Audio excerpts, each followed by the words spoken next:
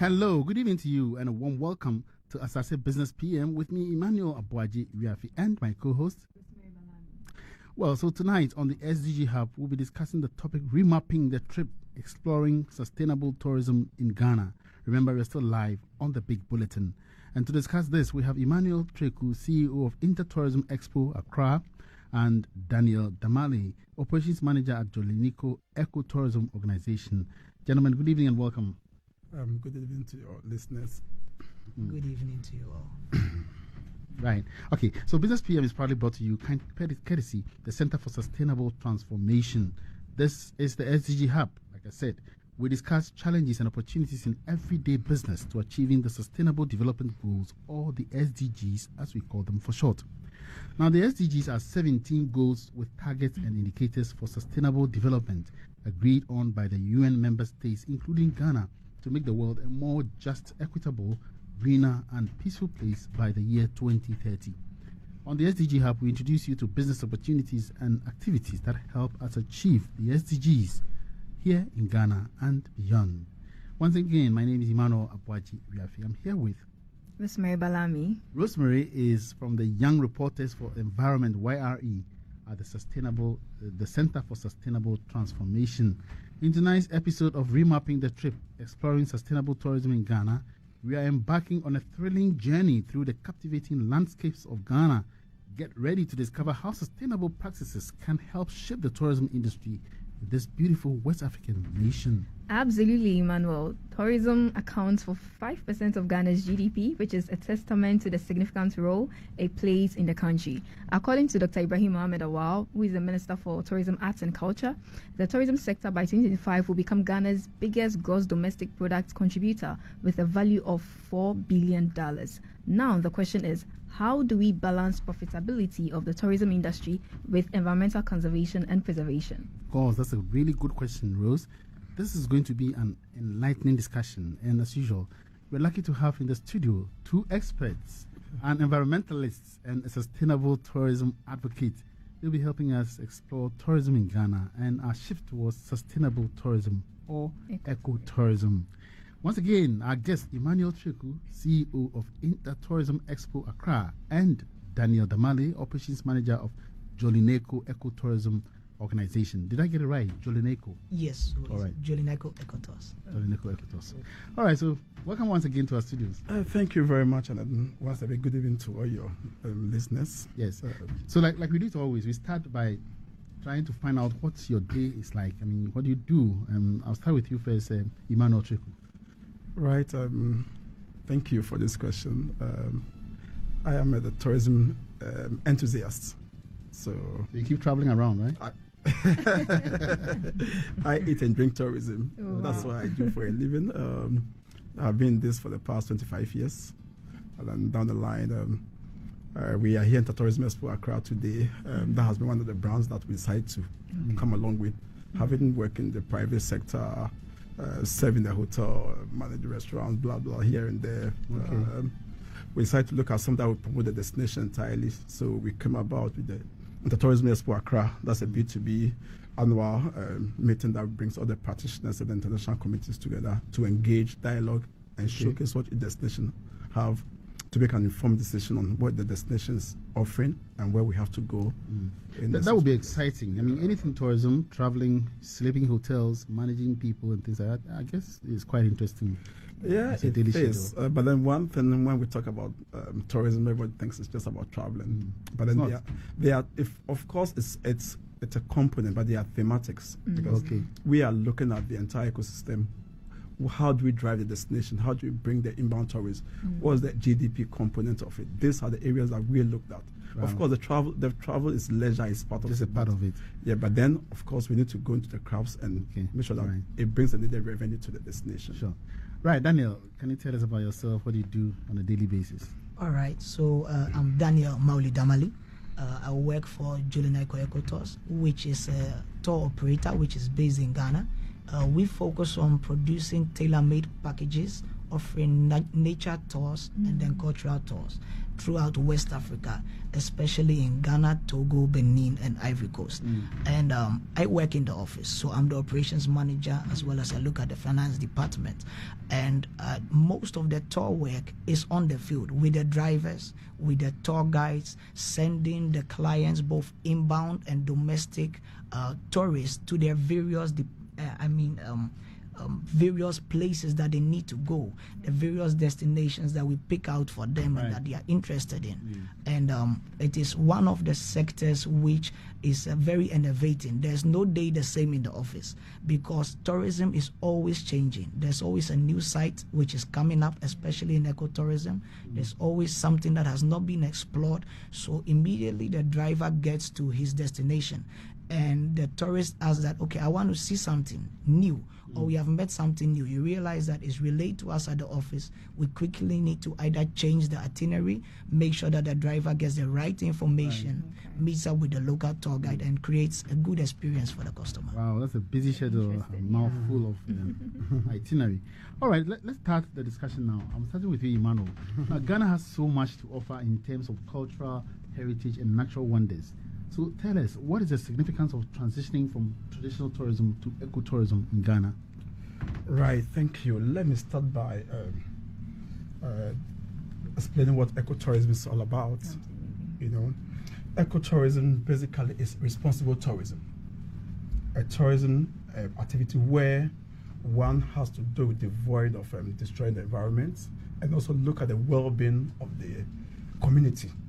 So comparatively comparing to the traditional tourism where it's a mass travel activity with a structured tour activity, this one is geared towards the environment, geared towards the people who lives in the community. You go there, the biodiversity. Yes, you go there should be an impact-driven activity that they must also be engaged within that segment. So these are the two similarities of this two component. Now, if you are talking about ecotourism in real sense or in real, these are hands-on, practical approach to tourism that currently the world is driving at. Everybody is talking about sustainability. Everybody is talking about green and environment, green system. These are the things that we are looking at as a destination. Do you think that it really exists in recent times? Because, you know, people are skewed towards seeing things, different things and places, and you are focusing on green tourism, as it were, you know, talking about sustainability. Comparing these two, which ones do you think that people are more keen to? As a destination, they are all selling. Today, when the Ghana Heritage Conservation Trust came in the Kaku National Park, that concept came in. I recall 2009, they worked on the Ghana Rural Ecotourism Project. That's great with Ghana Tourism Authority. We came about with some site. Today we have the Blue Waterfalls, Tafe Atomi Monkey Sanctuary. These are all projects that has been done by government to promote this industry. So our flora and fauna, it's an ecosystem for ecotourism activities in Ghana. So seriously, it's there it's happening, and we have a lot of visitors coming to that segment as well. Interesting. So now let me come to you, Daniel. As an ecotourism company, what specific measures do you take as an organization to ensure sustainable and responsible tourism practices? All right. Well, as an organization, Julinaiko Ecotours, from the onset, that is from the day it was founded by the founders, is created sustainable. Even before there was so much attention on sustainability development goals. So you realize that in our value chain, that is straight from the office all the way to the product that we give, there is sustainability in our office and in our value chain. That is looking at creating opportunities for everybody in this value chain, from those in the office to those that are drivers, to those that are coming. Now, some of the specific measures that we have put in place to really promote ecotourism is that out of Jolineke Ecotours, we realize that as a business, at times it's difficult to reach out to people because of the profit motive. So an NGO was born out of this. It's called Stepping Stones for Africa. And Stepping Stones for Africa looks at communities, local communities, how to engage local communities which have ecotourist sites which have not yet been exploited. And what are the needs of these communities? How can we sit down with these communities and empower them to actually become the leader of their own development? So currently we have some projects. One of them is a health clinic, which we built in the village called Achimpe, closer to Dwapong in the Volta region. And what we did is that we went to the community, and the community said they need safe water, drinking water, and they need a clinic. So we sat down with them, we looked at what can we do, and then we tried to look for people who would contribute to this, people that are ready to fund this. And currently, as we are speaking, they have their own health clinic, which we have handed over to the government. It's now a chief's compound. Also at the village called Leatiwati, where Mount Afaja Toll is located, you realize that it's a big ecotourism site. And because of that, we wanted to look at the potential in the village. What can we do to help the villages? So currently we have a green and clean hub there, which is also part of the NGO, and it promotes sanitation, it promotes economic development, and it helps the people in the community to build the community to a further place. So what we do is that the same thing, we use the waste, that is people leave, tourists leave on the mountain, we recycle it, we make products out of it, bags, we do aside bags, we try and do it yourself, or you partner no, so with... what we do is that we have engaged people who teach people in the community. So the whole project is run by the community. So that is our goal. The moment we finish, we hand it over to the community, and the community becomes a leader of the project. So now, talking about community impact. All right. So what kind of impact does ecotourism have on the local communities and the environment in general? Well, ecotourism has a great impact on the local communities and the environment in general, both positive and negative. What we realize is that there's a lot of positive impact in terms of economic impact.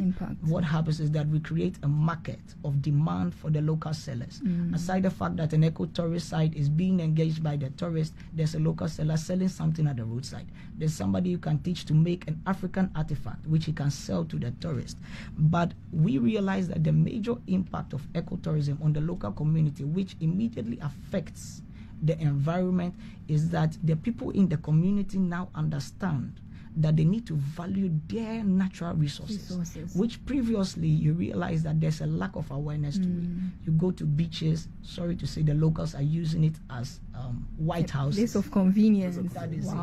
But now we teach these people on how to value their natural resources, on how to value their culture, some of the natural drumming they have been doing, the natural clothing they have been doing. And now this becomes a market for them to promote, to also get some level of employment from it. Now, what we realize, the negative impact from this is that at times the people in the community mismanage some of these resources, and it becomes for financial gains or ill-become gains, and that is one of the negative impacts, as well as the fact that ecotourism goes to nature-friendly places. We are looking at the environment, and some of these places are now so popular that the masses that are coming there are rather leading to pollution, noise pollution, waste pollution. You realize that some of the natural inhabitants are leaving these ecotourist sites. So Emmanuel made mention of the fact that sustainable tourism is actually happening in Ghana. So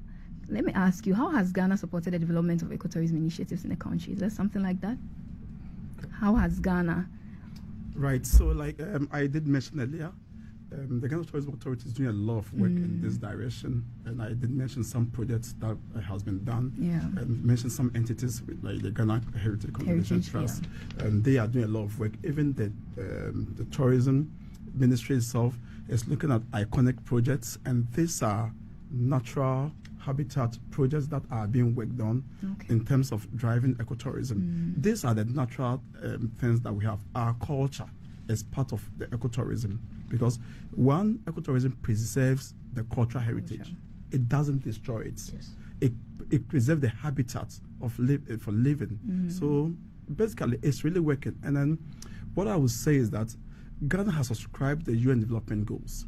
So, Goal 1, 5, 8, 10 are all sustainable, active-driven. That most now, that every organization now it's become part of their planning process. So, basically, government is doing a lot in that direction. But then now it's up to us, the individuals, the populace, to also tune our minds to this direction. Because many times, government come with all these policies and drivers and activities, but then how do we accept it? How do we work with it? Business entities must also adapt the SDG goals in their operations. And it's same as like my brother just said, in their operations, they have adapted it and they're working with it. So if we're all going to do that, then we're going to have a holistic approach to complement what government is doing in terms of. So, ecotourism is a growing field, and there's a space for many more, actors to establish themselves. What do you think? Let me come to you, Daniel. What do you think are the greatest tips to an entrepreneur or anyone looking for a job opportunity or to establish a business within this ecotourism space? All right. Well, I think for an entrepreneur, especially in Ghana, who is trying to enter this ecotourism market, first of all, the ecotourism market is a market which you need to have a passion for. Okay. It is not just a business market. And I think that's what we must define first of all. If you are an entrepreneur, you are looking for a quick profit, please don't enter this venture market. Into it. It is something you need to love to do. The development goals, sustainability development goals need to speak to you, the person, so that when you enter into it, you can run with it. But the tip I would give is that we shouldn't always look outside. We should look inside. So when you look inside, you try and identify which sites can I market and help the communities that I am marketing these sites for. As an entrepreneur, don't go into the already known sites. Rather, as you are young, you look into sites, development, communities which are not well marketed yet, which have potential. You communicate with them, you form a partnership with these ones, then you try and push it forward. Yes. Remarkable thoughts so far. Let me come with you, Emmanuel. How does ecotourism in Ghana contribute to the conservation of natural resources and protection of wildlife? Right. Like I did mention earlier in my submissions, I was talking about the habitat protection, protection of our cultural values, marginalizing the local, the knowledge base. This has come to bear that, like my brother just said, now as we're having these practices in terms of ecotourism, the locals are beginning to understand what it is about, what they have to do with their products. If you go to this site now, you have the indigenes now producing something to sell. They know that, okay, we have litter bins here. So again, it has brought that kind of knowledge to preserve our system. So I think that it's an eye-opener for us to look into this carefully and then work with it. And so how would you say sustainable tourism is benefiting local communities in the country? Yes, so we've mentioned about three things here, and then we've mentioned ecotourism, we've mentioned responsible tourism. Now, ecotourism is responsible tourism, where you are doing this intentionally. Sustainable tourism is the intentions to preserve it. Okay. And this is where the SDG goals comes in. So from that point of view, we must all align to the SDG goals to do it, because that is where the world is saying. UNWTO has accepted, the United Nations World Tourism Organization has come with these directives, and these are some of the goals I mentioned: the goal 1, 5, 8, 10, and 12. These are all SDGs. Yes. Okay. The environment, you must not destroy the environment, devoid of child labor, devoid of littering. The environment, you must work without bringing foreign materials into the system. All kind of interconnected. Yes. Don't destroy the ecosystem. Cultural values should be as it is. These are the things that the SDG goals are driving, and these are the measures that government has adopted. Once government has adopted, it becomes a kind of a statement for everybody to work with it, and that's where we find ourselves today. If we want to go global, and also, like she said about being an entrepreneur, if we want to go that far and go global, then we must work on this. So what would you say are some of the challenges of ecotourism in Ghana, and how are they being addressed? Right. I think that let me use the new colonial mindset of the myth and stuff that we have we can't go into the forest at a given time. We can't do some of this. These are challenges. Now, knowledge base, knowledge about our system, what it does for us. We need to have a front education on this level to educate people or the communities. This is where the district assemblies comes in because they own the site. The attractions they own them. Ministry comes with the policy, the tourism authority come with the marketing strategy, but they own the site, and this is where the conversations must go. So this is where the challenges are for them to understand. But some of these myths really are purposeful. Like, don't go into the forest because we don't want persistent, movement in the forest to destroy the ecosystem. Exactly, Yes. and I think tourism And also so talks about preservation of Preservation. forest. So how do we balance the two? Yes, so it is a challenge. Then it has to come with knowledge. Okay, Because knowledge based. Knowledge based. Sure. Yes, you are thinking that it's an old thing you don't have to do, but then there's a positive side to it. So this approach that must be now.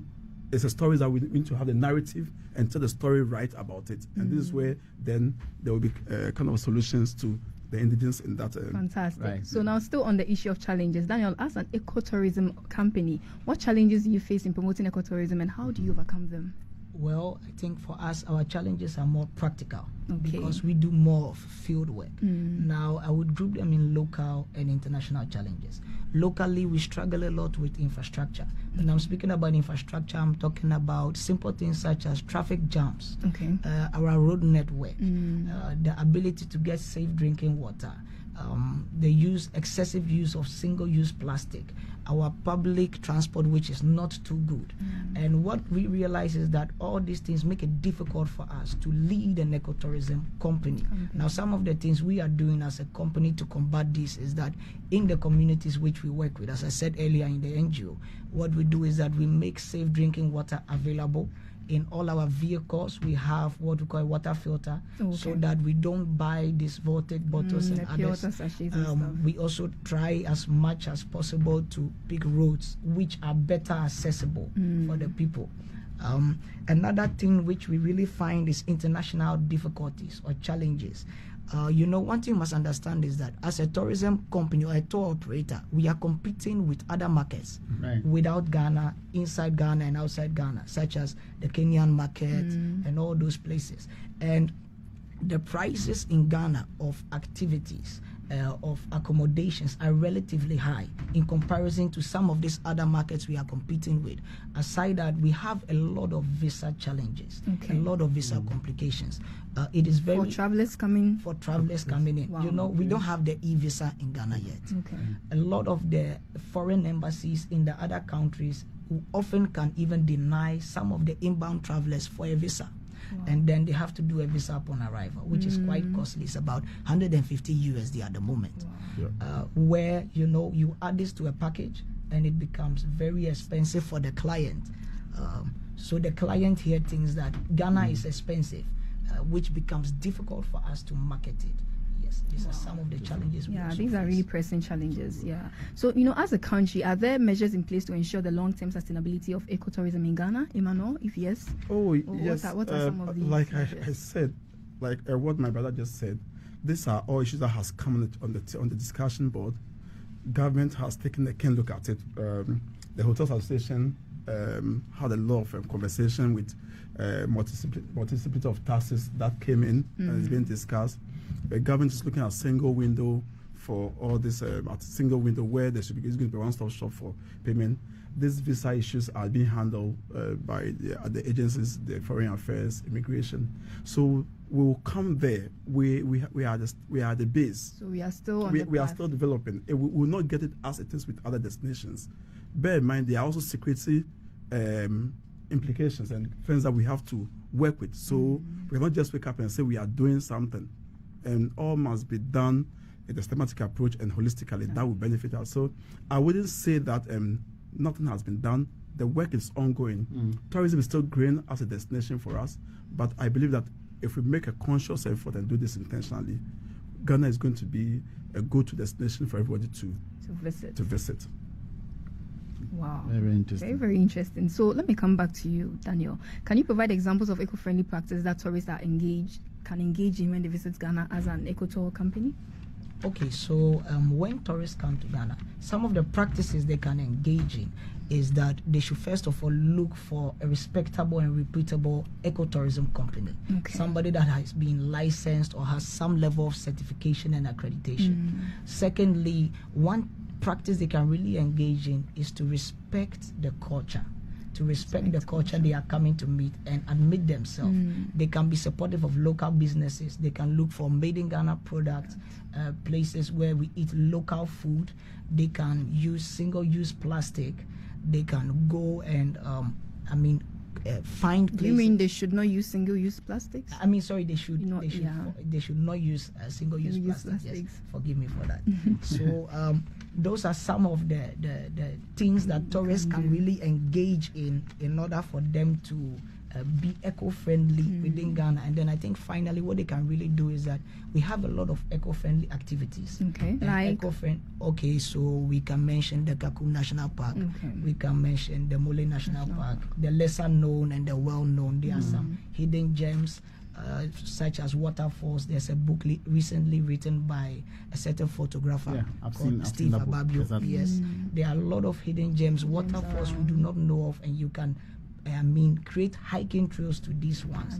And there are a lot of lodges out there. For instance, our company has created one at Mount Afajato. It's called Tagbo Falls Lodge. You have one at Jita. It's called Meet Me There. These are just one or two of the many eco lodges which are out there, which promote ecotourism. Wow, it's very interesting to know about the preservation or why important it is to preserve our natural sites.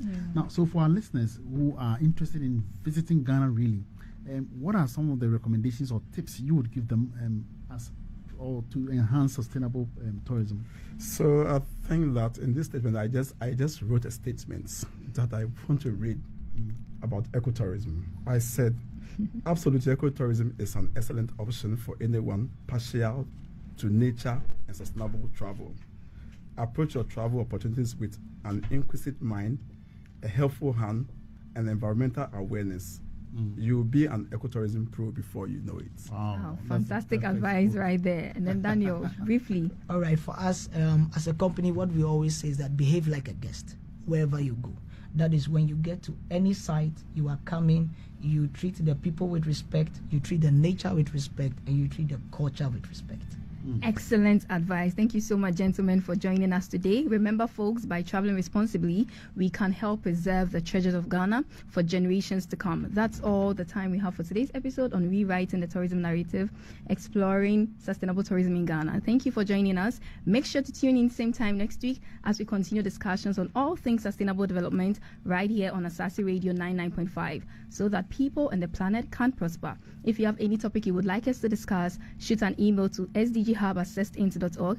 Until next time, remember to explore, respect, and preserve. Once again, thank you so much for staying with us on the SDG Hub. We've been speaking with Emmanuel Treku, CEO of Intertourism Expo Accra, and Daniel Damale, Operations Manager of Jolonico Ecotourism Ghana. I've been your guest, your host of your partner, Emmanuel Aboagye-Wiafe. I did this with Rosemary Balami. Back to Beatrice.